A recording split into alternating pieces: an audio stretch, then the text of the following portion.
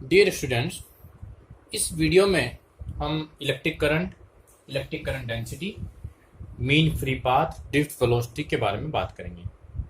Electric current means I equal to rate of flow of charge.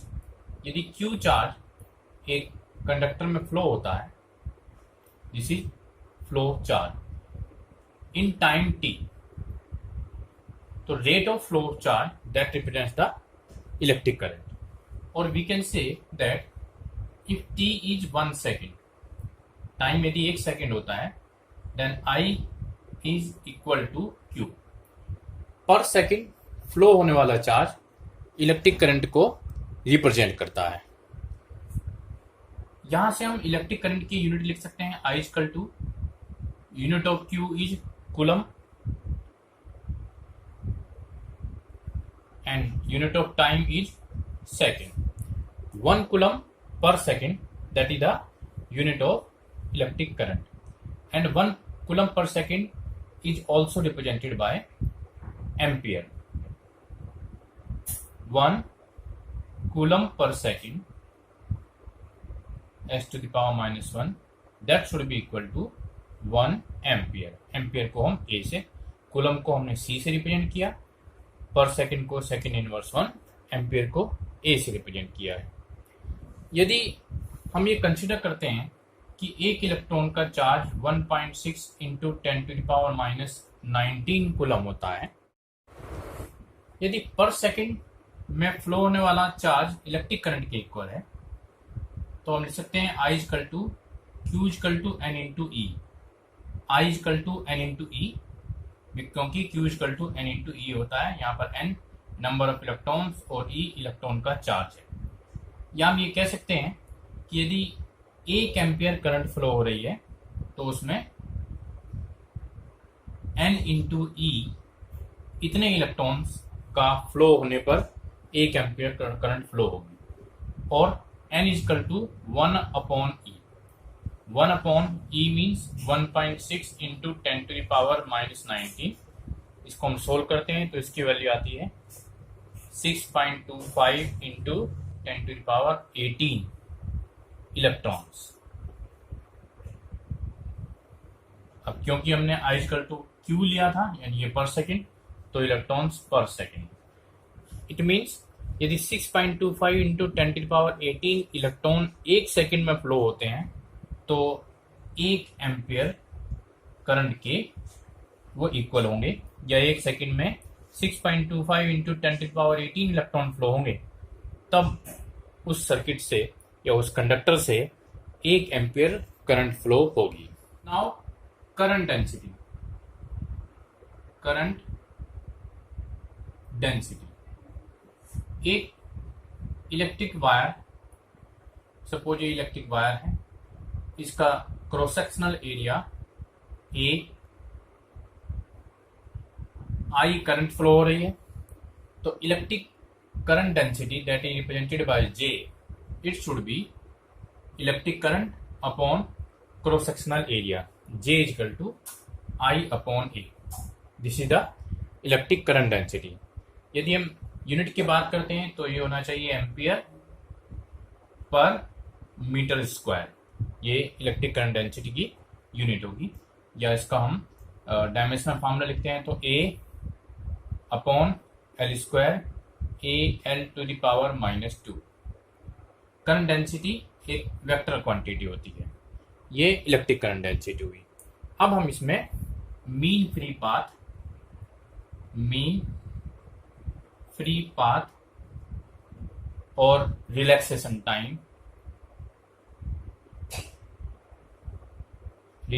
Time and drift velocity of electron, drift velocity of free electrons, इनके बारे में हम बात करेंगे। तो सबसे पहले बात करते हैं फ्री इलेक्ट्रॉन के बारे में। यदि ये हमें मालूम है कि न्यूक्लियस के अराउंड इलेक्ट्रॉन रिवॉल्व करते हैं, ये न्यूक्लियस है और ये इलेक्ट्रॉन रिवॉल्व कर रहे हैं, ये न्यूक्लियस है।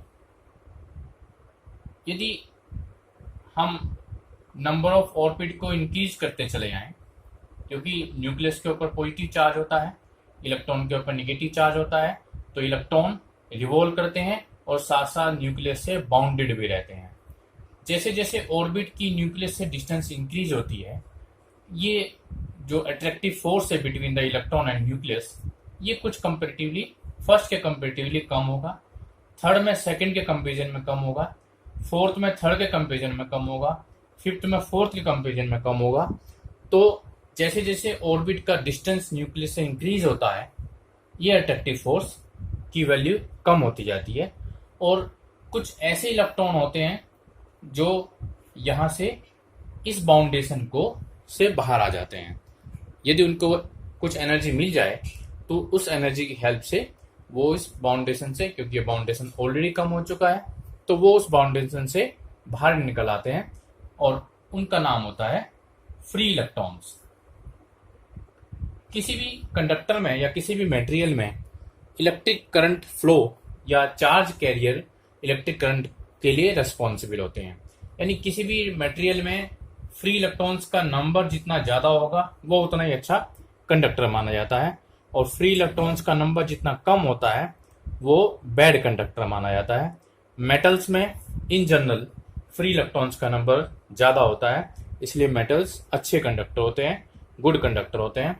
और इन जनरल वुड या इंसुलेटर्स में ये नंबर बहुत कम होता है। इंसुलेटर्स में इलेक्ट्रॉन्स न्यूक्लियस से टाइटली बाउंडेड रहते हैं, इसलिए उसमें फ्री इलेक्ट्रॉन्स का नंबर कम रहता है, तो वो बैड कंडक्टर हैं।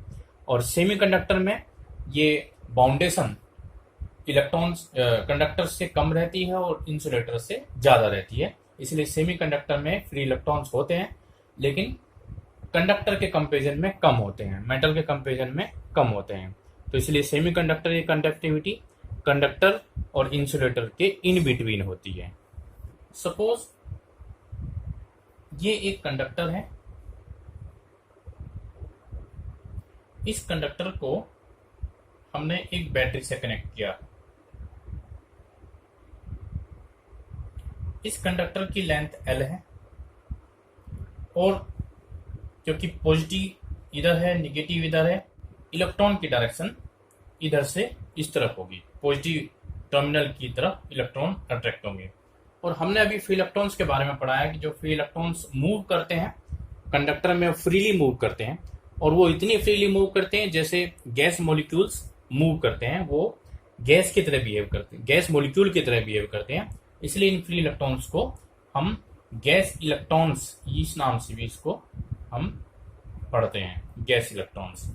और ये इतनी फ्रीली मूव करते हैं कि इनकी वेलोसिटी नियर अबाउट 10⁵ मीटर पर सेकंड तक इनकी वेलोसिटी होती है, और फ्रीली मूव करते हुए एक दूसरे से कोलाइड करते हैं और अपनी एनर्जी को लॉस करते रहते हैं।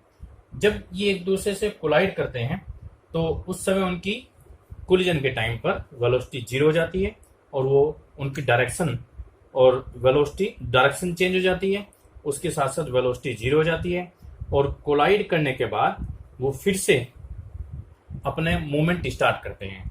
तो ये प्रोसेस बार बार रिपीट होता है, बार बार वो कोलाइड करते रहते हैं। एक कोलिजन और दूसरे कोलिजन के बीच का जो टाइमिंग होता है that is known age relaxation time. During movement electron move कर रहे हैं, ये इधर मूव कर रहे हैं, ये इधर मूव कर रहे हैं, और ये एक दूसरे से कोलाइड करते हैं, फिर मूव करना चालू कर देते हैं। कोलिजन के बाद वो अपनी डायरेक्शन भी चेंज करेंगे, तो फिर से वो कोलाइड करेंगे, तो एक कोलिजन और दूसरा कोलिजन, उसके बीच में जो टाइम गैप होगा उसका नाम रिलैक्सेशन टाइम है। और इसके अलावा जो एवरेज डिस्टेंस है जो इलेक्ट्रॉन कवर करते हैं, सपोज एक कोलिजन यहाँ पर हुआ, दूसरा कोलिजन यहाँ हुआ, फिर तीसरा यहाँ हुआ, चौथा यहाँ पर हुआ, तो इनका जो ये डिस्टेंस है, इन डिस्टेंस का average that is known as mean free path, that is known as mean free path. अब क्योंकि फ्री इलेक्ट्रॉन्स बार बार ये रिपीट करते हैं, और जब एक कोलिजन होता है तो कोलिजन के टाइम पर उनकी वेलोसिटी यहाँ पर 0 हो जाती है। ये सभी कोलिजन में इनकी वेलोसिटी 0 है। तो एवरेज वेलोसिटी किसी भी इलेक्ट्रॉन्स की एवरेज वेलोसिटी यहां लिख देता हूं एवरेज वेलोसिटी, ये 0 रहती है फ्री पाथ में, फ्री इलेक्ट्रॉन्स में एवरेज वेलोसिटी 0 होगी। तो हमने जब किसी भी कंडक्टर में एक बैटरी कनेक्ट की तो ये बैटरी एक इलेक्ट्रिक पोटेंशियल अप्लाई होगा इसके अक्रॉस, और उस इलेक्ट्रिक पोटेंशियल की वजह से यहाँ पर इलेक्ट्रिक फील्ड है, इलेक्ट्रिक पोटेंशियल है, तो इलेक्ट्रॉन्स के ऊपर एक फोर्स, इलेक्ट्रिक फोर्स अप्लाई होगा, that is equal to small E into capital E. ये इलेक्ट्रिक फोर्स इलेक्ट्रॉन्स को एक डायरेक्शन में ले जाने की कोशिश करता है। अब यदि इलेक्ट्रॉन का मास m है तो इलेक्ट्रॉन का एक्सेलरेशन होगा F अपॉन m और small e into capital E upon m, ये उसका एक्सेलरेशन होगा। यदि ये लेंथ L है और इनके अक्रॉस पोटेंशियल V है तो electric field it should be V upon L, तो एक्सेलरेशन होना चाहिए A equal to E V upon M L. V upon L ये इलेक्ट्रिक फील्ड हो गया, E अपॉन M को हमने लिख दिया E V upon M L, ये एक्सेलरेशन होगा। यानी हमने जब बैटरी को कनेक्ट किया और इलेक्ट्रॉन्स के ऊपर, फ्री इलेक्ट्रॉन्स के ऊपर जो फोर्स अप्लाई हुआ है, उस फोर्स अप्लाई होने के कारण जो इलेक्ट्रॉन्स हैं उन इलेक्ट्रॉन का acceleration A equal to small E V upon M L, ये उसका एक्सेलरेशन होगा। L कंडक्टर की लेंथ है, M इलेक्ट्रॉन का मास, V पोटेंशियल डिफरेंस इसके टर्मिनल के अक्रॉस, और E इलेक्ट्रॉन का चार्ज है। अब क्योंकि इलेक्ट्रॉन एट रैंडम मूव करते हैं, वो मॉलिक्यूल्स की तरह बिहेव करते हैं, और ये इनको ले जाने की कोशिश करता है एक डायरेक्शन में, क्योंकि इलेक्ट्रिक फोर्स है। ये इलेक्ट्रिक फोर्स उनको एक डायरेक्शन में ले जाने की कोशिश करता है, लेकिन उनकी इस समय जो नेचर है वो फ्री है, वो इस एक डायरेक्शन में जाने का अपोज करते हैं। तो क्योंकि बैटरी इलेक्ट्रॉन्स को एक डायरेक्शन में ले जाने की कोशिश करती है, ये इलेक्ट्रॉन्स की डायरेक्शन होगी, लेकिन वो फ्री नेचर के कारण एट रैंडम एक दूसरे से कोलाइड करते हैं और अपनी डायरेक्शन को चेंज करते जाते हैं, ये कोलिजन है। और ये फोर्स इनको कोशिश कर रहा है एक डायरेक्शन में अलाइन करने की, तो इनका रिजल्टेंट इफेक्ट ये रहता है कि इलेक्ट्रॉन एक पर्टिकुलर वेलोसिटी से ड्रिफ्ट होते हैं। इस समय जो इनकी वेलोसिटी होती है इसका नाम ड्रिफ्ट वेलोसिटी होगा, क्योंकि कुछ इस फोर्स की एनर्जी जो यहाँ से बैटरी एनर्जी अप्लाई कर रहा है, इस प्रोसेस में इनकी फ्री नेचर के कारण एनर्जी लॉस हो जाती है। तो जो वेलोसिटी इस एनर्जी से आनी चाहिए थी वो नहीं आ पाती है, इस प्रोसेस में कुछ एनर्जी उनकी वेस्ट हो गई है। तो एवरेज वेलोसिटी जो आती है वो इस वेलोसिटी से, जो आइडियल कंडीशन में आनी चाहिए, उससे कुछ कम रहती है। तो ये ड्रिफ्ट वेलोसिटी होती है। क्योंकि एक कोलिजन के बाद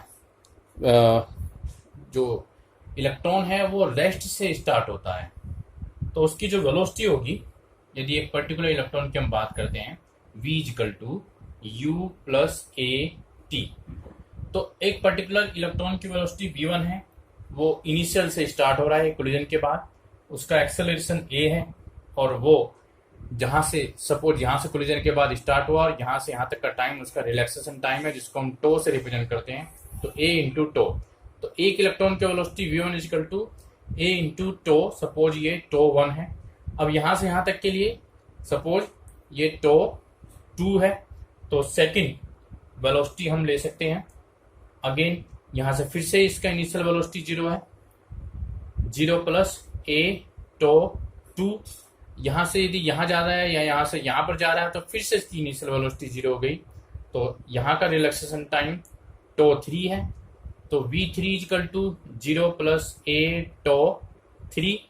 तो एक वेलोसिटी जो एवरेज वेलोसिटी होगी, जो जिसको हमने ड्रिफ्ट वेलोसिटी का नाम लिया है, इसको हम VD से रिप्रेजेंट करते हैं, V1 plus V2 plus V3।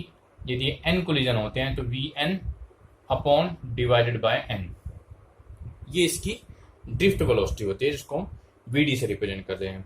और यदि हम ये सबको एवरेज इनका कैलकुलेट करते हैं तो V1 plus V2 plus V3 plus up to Vn 0 plus A tau n।